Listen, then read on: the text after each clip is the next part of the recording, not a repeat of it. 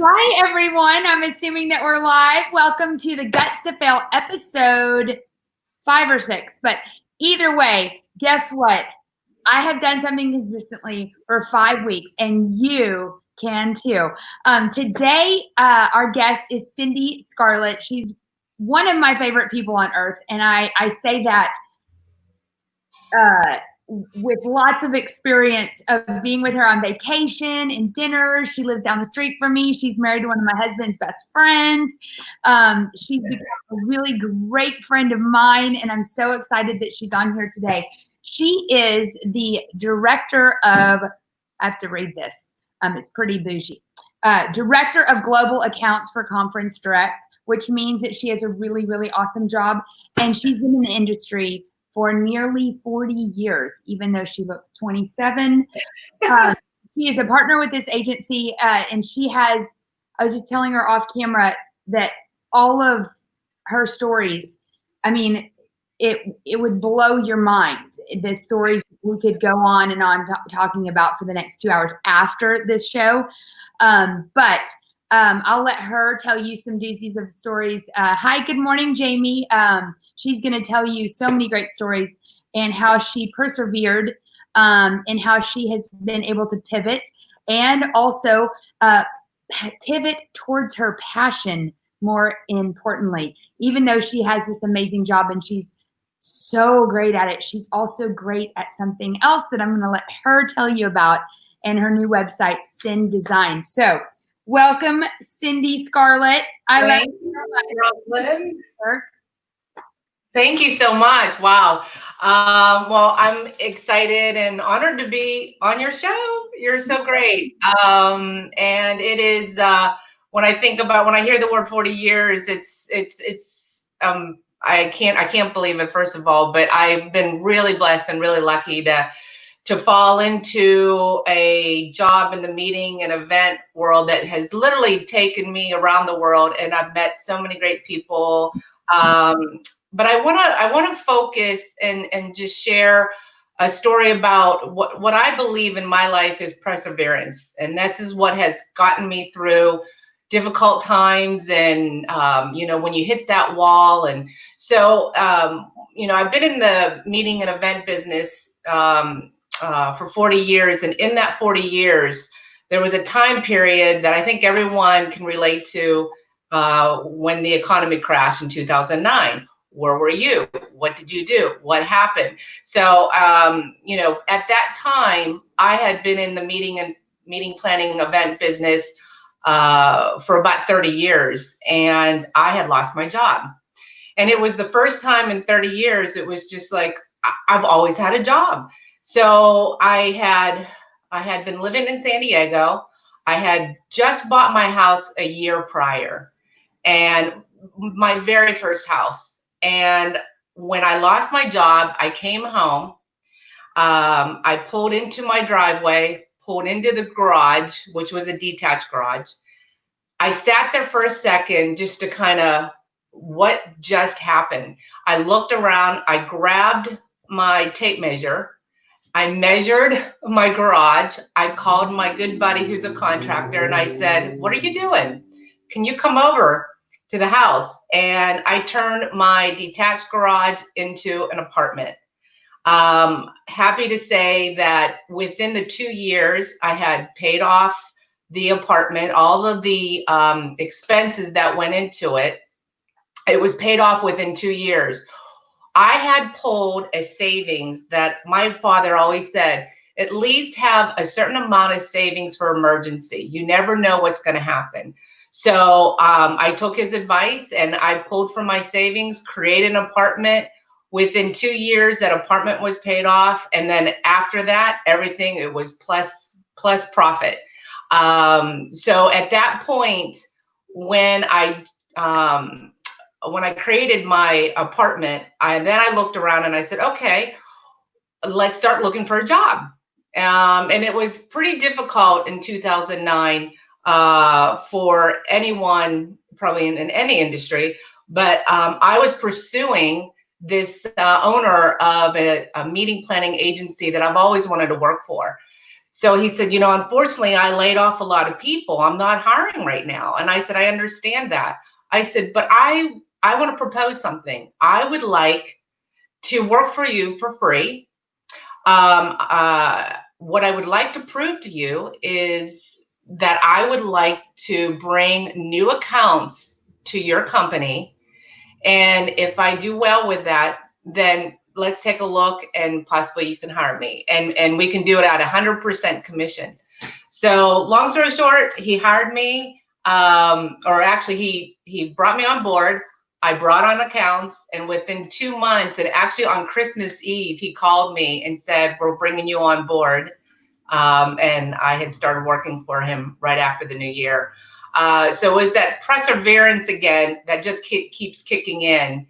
And that is something that is my mantra that I always work with.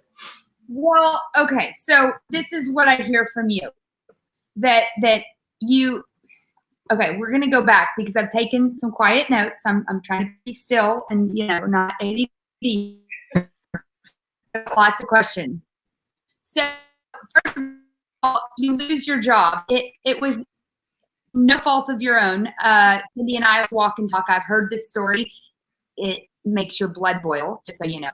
But she came home. She pulled into her garage, and par for the course with you. You're just like, okay, when the going gets tough, the tough get going and put their big girl panties on. And you pull in your garage, and you're like, what can I do? And you decided to turn your garage into a garage apartment. You hadn't even gotten out of the damn car yet. So that's like, that is the ultimate. Give yourself a time limit to like have your pity party. There's another P word, pity party.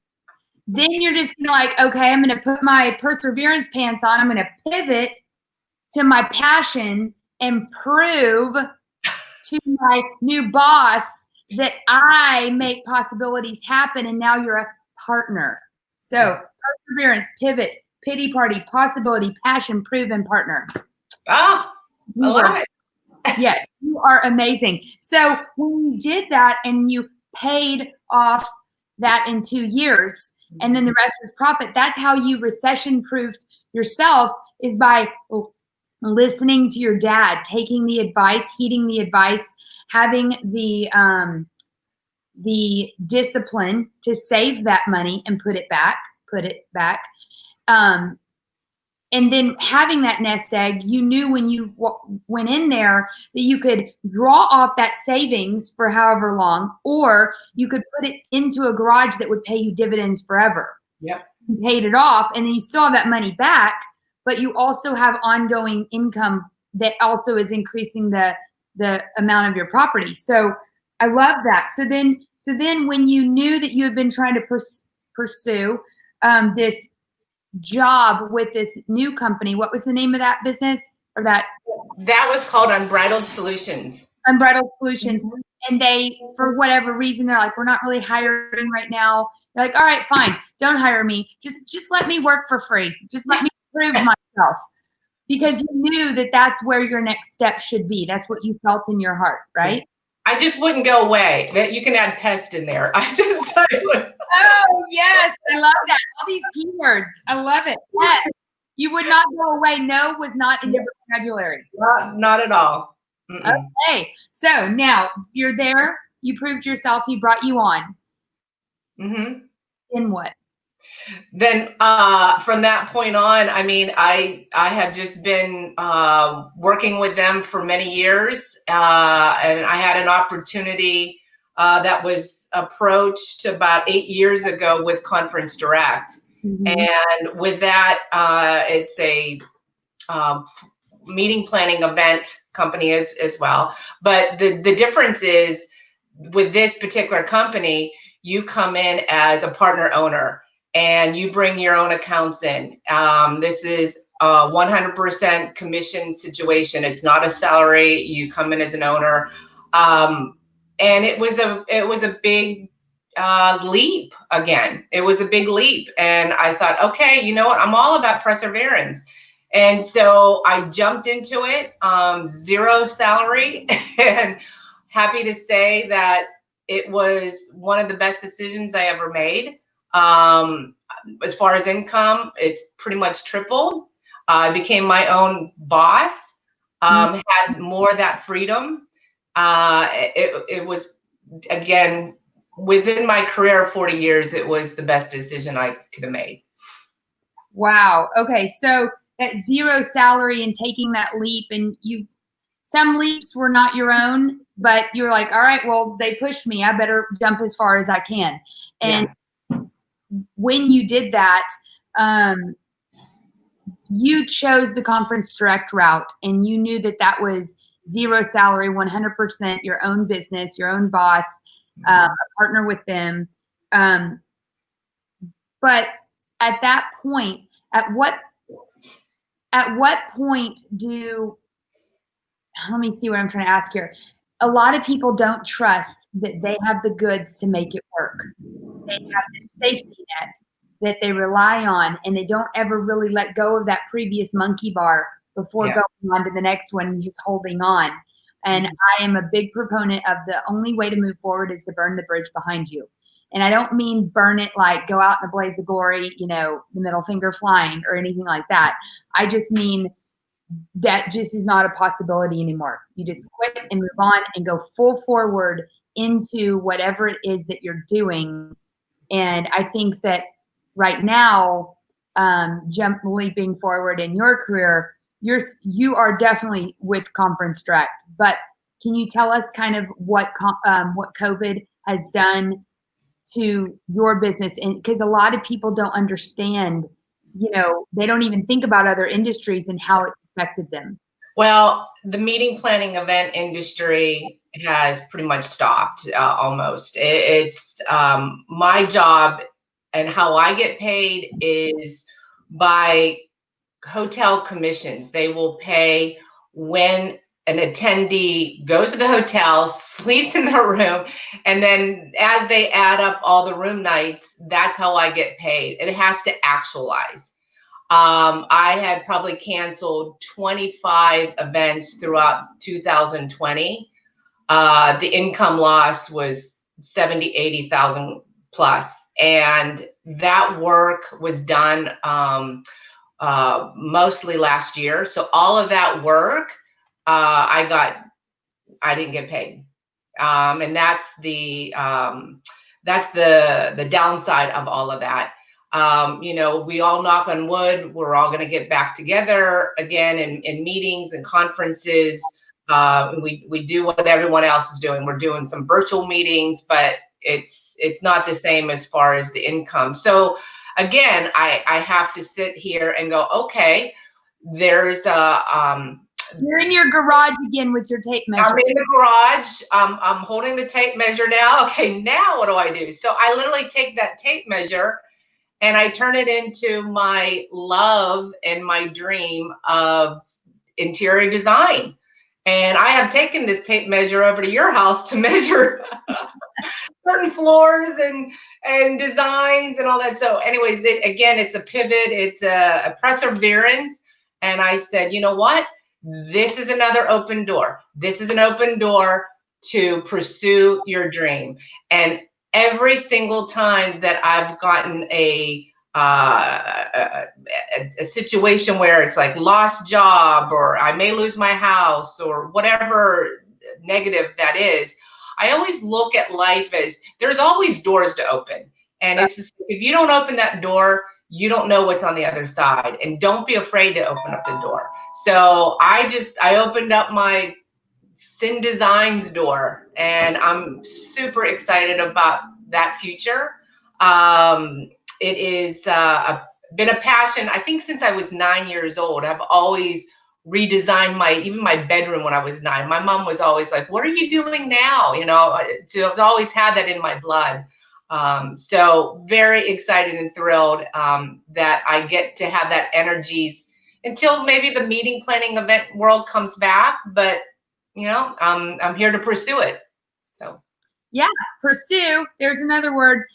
Okay, so so that's a big leap from conference direct. I mean, from meeting and event planning to interior design for some people. But because I know you, it actually is pretty dang perfect because you are a P word planner. You are definitely prepared and planned out, and you can see the big picture. And that is exactly what's required in interior design and meeting and event planning. You're just wired that way. And that what you have done with the house that you're in right now, Cindy and her husband own several rent houses. And when they came back to Texas and moved from San Diego recently, one of their rent houses, their tenant was moving out. And so they're like, okay, we'll live in our rent house for a while we build our custom home down the street. Mm-hmm. But her house, this rent house that's just super cute. I mean, what she has done with it is mind-boggling. But what's so mind-boggling is her, like once she has it in her mouth, she doesn't stop till it's all done. And every square inch of it is done, planned, optimized, beautiful, jaw-dropping, and she does it on a budget. Like she's not a big spender. She likes to do, she thrives on doing it on, not the, I don't want to say the cheap, because nothing is cheap, but she's just great at research and finding out. I get so excited about finding the right deal and being creative, and I refurbish a lot of things. So I'll look around in my house and go, okay, well, how can I still use this? And I'll go in my garage and with my paints, and I'll repaint it. I'll put new knobs on it. I give it a new life. And it's like, okay, well, what did that cost me? Oh, that cost me about $4, you know, and instead of going and buying something new. And there's a pride about just taking something that you already have. And especially if it's something that means a lot to you, you know, you just, so it is, it's always been something as I design, I keep in mind, you know, that design on a dime scenario. You know, I mean, I grew up, you know, not in a wealthy family, not a poor family, but, you know, I'm middle of the road. But my family, we were always about, you know, before you throw anything out, you know, can we use it? And, you know, it was that type of just growing up that it's like, okay, let's think about how we can, you know, save costs, save money. So I get a lot of pride on saving if I can, yeah.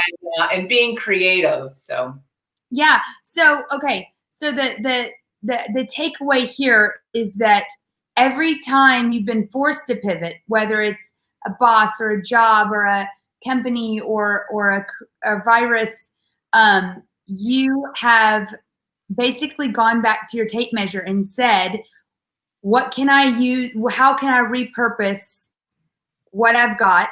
How can I make this work for me long term? You've repurposed your rent house into your own house. You've repurposed your garage into a rental income. You've repurposed all kinds of things in your life to make them work for what the situation is now. You're very good at pulling out what can work and knowing the next step forward. So on your Cin Designz business, it's CINDESINZ. Yes, right? Z. Yes. And tell me about the people that you hope, because this is brand new. You're still building your website and perfecting and things. You just pivoted to all of this. You've been doing it your whole life, yes. But you pivoted and said, you know what, I'm going to take this opportunity to I have never had this opportunity of time, because you have time on your hands to build this passion business that you love and you're so great at. What are your ideal clients, and who do you hope to help? And thank you for asking that. You know, I think the ideal client is, hey, we don't have a lot of money to redesign our house or redesign a room, or now I need to change this into an office, or whatever that it is.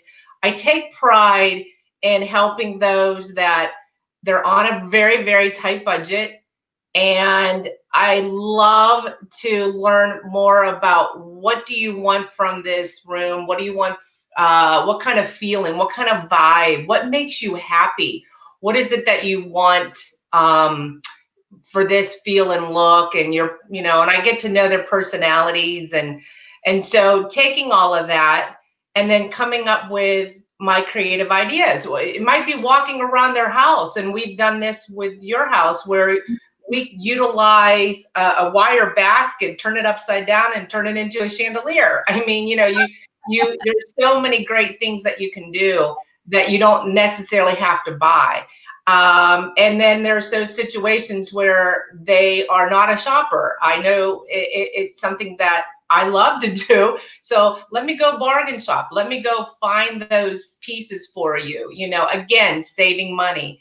But the end result is creating that dream space that you've always wanted. You just didn't know how to start it, or you're thinking, oh, I can't afford it. That's the joy that I get, and redesigning those spaces, and it can be even outdoor spaces as well. So yeah, her backyard is incredible. What she's done. So Cindy helped me in 2 days. Coronavirus. Jaden was coming home from college.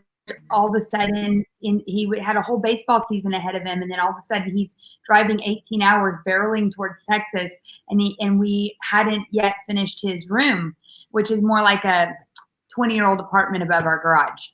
And Cindy, I can't even. That room was a hole. It was a hole. It was not good. And she turned that into a genuine apartment in 2 days on a budget. And she's like, this space will define, and this is his bedroom. This is his living room. This is his kitchen. And then right here, I see we need to look for this. And it was amazing. I mean, you'll see pictures on our website, and I need to send you after pictures. I'm sorry about that. But it's pretty amazing. It's been in what she's doing with my living room right now. It's mind-blowing, mind-boggling. What she told at Christmas time, you had an idea. We were sitting on the couch. Like, I think that was after a couple of bottles of wine, but I get really creative. But we should be looking this way at your TV. And I was like, yeah, I've always wanted that, but where would I put it? And you're like, oh, that's easy. Do this and this. And now that's what it is. And it's amazing that could have even ever happened. I don't know. It's insane. So we have about 7 minutes here. And I want you to tell them, well, I really love your Super Bowl story. I want you to entertain them with like an amazing story. And I think that's the one we should end on. Okay. That sounds good to me. People do business with people they have built a relationship with. And I think this is going to stay with everyone as far as, wow, I got to meet that girl in addition to everything else. But this is just a fun story.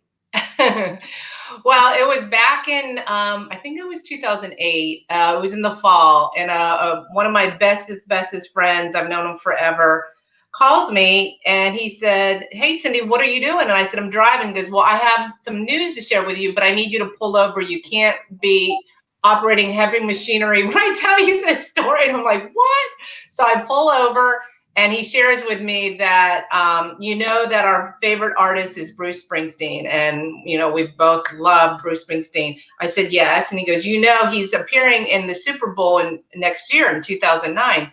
I said, yes. And he said, well, I filled out an essay on why I'm the biggest fan, blah, blah, blah. So he won 10 tickets to the Super Bowl to be on the field with Bruce Springsteen. And I was one of his good friends to be part of that. So I was losing my mind, and that was the fall of 2008. So I grew up in Pittsburgh. I'm a big Steeler fan. Please don't. Yellow, hate black, me for that. So I always say I bleed black and gold. I love my Steelers. Well, lo and behold, it's now in January. We're going through all of the final football games, and my Steelers win to go to the Super Bowl. And I am losing my mind because I'm already there. I'm going to be on the field with Bruce Springsteen, and now my Steelers are going to the Super Bowl, and I just didn't even know where to put this in my head. And one of the most awesome moments was when we were underneath the tunnel when the football players, when they run out of that tunnel. Well, right at halftime, prior to the whistle blowing for them to start halftime show, literally holding my best friend, his hand, and I'm looking at him and I'm like, I can't believe this is happening.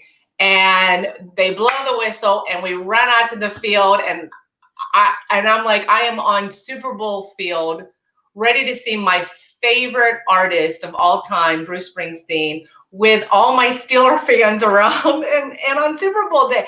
And I couldn't stop crying. It was one of the best days of my life. So I was really blessed to have that moment. And who won? And the Steelers won. You were there for free, watching Bruce Springsteen on the field, in the tunnel, with all your best friends. Yes. And yes. The whole season, the whole football season. Okay, Cindy is like, she does not mess around when it comes to watching the football games. I'm thinking baseball with your grandmother and everything, but another story for another day. What you're watching, you're knowing, you get to look forward to that for a year. And in the meantime, your team's winning, and she does not miss a Steelers game. And she likes to do every game. She wears the whole garb all day. And she cheers them on. Everybody needs to be quiet so she can watch. And she loves it. She loves a good party. So she's watching this, and her Steelers are winning. Yeah, see? There you go. Texas license plate says Steelers. I here in Texas and got a Texas license plate that says Steelers. So she is hardcore. So this is a big damn deal for her. But that story is so incredible. And she has about 4 million others. And you too, if you walk and talk with Cindy through the neighborhood down Commons Park, you can hear all of them. So anyway. Thank you, Brooklyn. Thank you. And I have to say, and perseverance is my favorite, one of my favorite words. And, the dictionary on perseverance is doing something despite the difficulty or delay in achieving success. So it is something that I live by. And again, when you see that door, open it up. That's your perseverance door. You will find success. I love that. I pinned a quote. Amy Poehler says, "Great people do things before they're ready." And sometimes things make us go, and we can either be paralyzed with fear or we can persevere like you did. So, yeah. Thanks, Brian. Thank you so much. I really appreciated it. I hope you enjoyed this. Next week, stay tuned for The Guts to Fail, 10 a.m. on Thursday. Jamie is saying, character building, love perseverance. And Amy says, way to pivot, Cindy. Thank you for sharing. So anyways, thank you. A wonderful day, and I will see you later. Bye, guys. See you next Thursday. Bye. Thanks, Brooklyn. Bye. Bye.